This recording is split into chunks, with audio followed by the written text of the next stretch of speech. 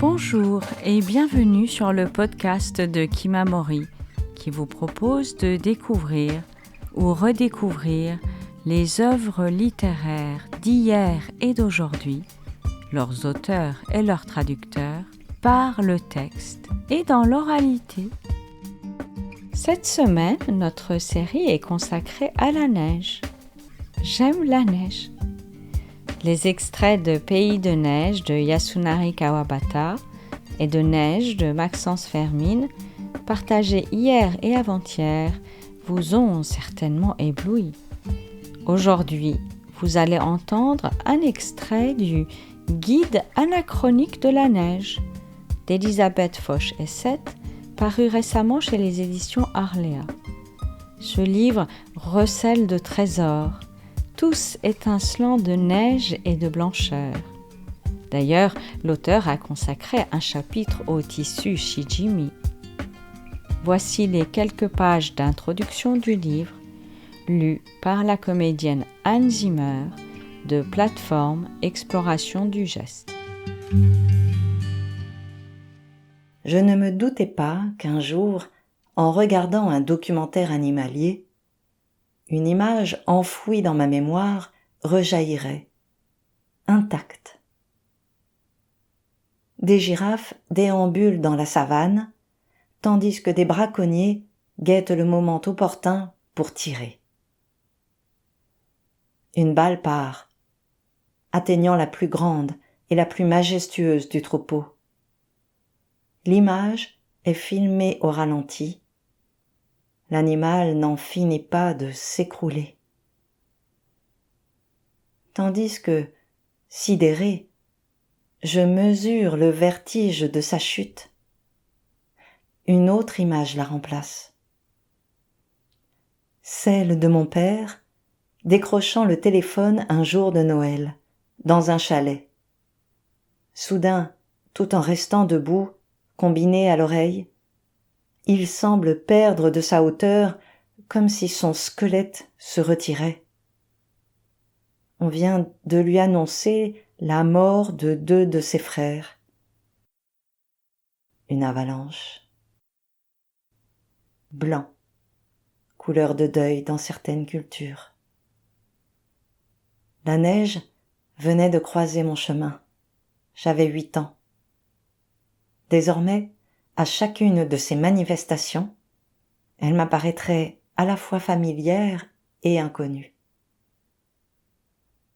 Je me souviens aussi avec précision de la crèche faite d'écorce d'arole, de personnages en peau de yaourt drapés d'une petite cape taillée dans un coupon de fausse fourrure, leur tête en marron d'Inde fichée dans un bâtonnet de sucette d'eau de linet, mettant en valeur une chevelure de lichen arachnéen. Chaque détail de cette crèche scintille dans ma mémoire. Dehors, la neige tombait, promettant glisse et gadin pour le lendemain. J'entends encore les conseils d'un solide paysan suisse, moniteur à 16 heures. Rutschen lassen. Laissez glisser. Malgré ce drame, année après année, la neige fut notre cadeau de Noël. Le premier qui voit la neige, c'était notre jeu à l'approche des Alpes. Mon père faisait alors ce geste, que plus tard j'ai reproduit, qui consiste à poser les mains sur le volant et à appuyer la tempe dessus, afin de voir le plus haut possible. Suspense. Voir apparaître du blanc avait le pouvoir de nous rassurer et d'attiser nos ardeurs. Ouf! Il y a de la neige.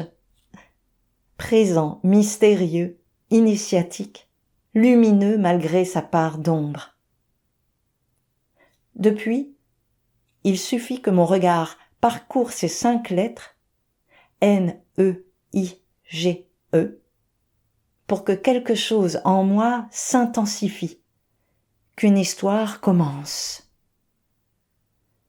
Le silence de la neige, voilà à quoi pensait l'homme assis dans l'autocar, juste derrière le chauffeur. Orhan Pamuk, neige. C'est parti. Sans doute, est-ce pour cette raison que je me suis précipitée un soir d'hiver, malgré une grisaille parisienne déprimante, pour écouter un conférencier, Étienne Guise. Son sujet était le mien, la neige. Son discours scientifique ouvrait une passerelle vers la poésie. Ses références étaient jubilatoires. J'en connaissais quelques-unes, en ignorais d'autres. Mais déjà naissait le désir de voir cette neige qui se pose blanc sur noir, se révéler noir sur blanc. L'écrit sert à rassembler les amis, dit Confucius. C'est ravissant quand la neige, sans être haute, couvre la terre ainsi qu'un léger duvet. C'est charmant aussi lorsqu'elle s'est amassée pour former un épais manteau. Sei Shonagon. Après de multiples saisons, le temps était venu de me retirer, telles les diaristes japonaises, derrière leur kisho, consignant de précieuses bribes du quotidien. Quand dans le ciel glacé la neige s'éparpille, imitant les fleurs.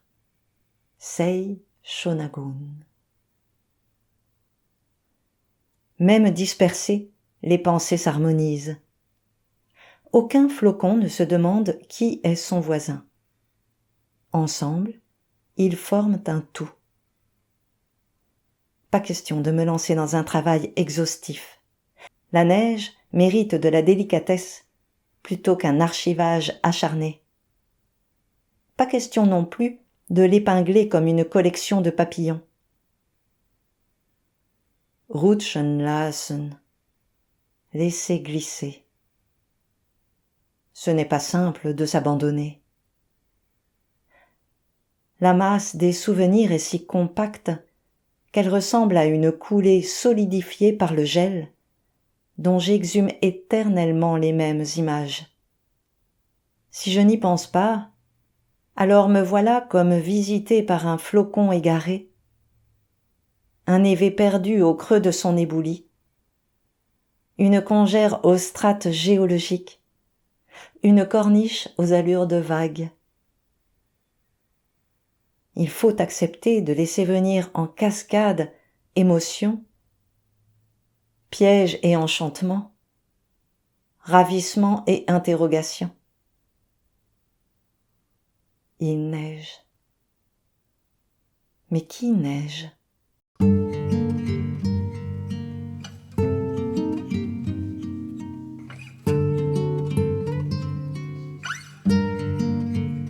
Vous venez d'entendre un extrait du Guide anachronique de la neige d'Elisabeth Foch-Essett, publié par les éditions Arléa et lu par la comédienne Anne Zimmer de Plateforme Exploration du Geste. Demain, nous poursuivons notre voyage dans cette légèreté immaculée qu'est la neige. Chères auditrices, chers auditeurs, n'hésitez pas à consulter notre site internet kimamori.fr, nous suivre sur les réseaux sociaux et nous serions très heureux de vous voir rejoindre notre communauté de lecteurs en adhérant à notre association.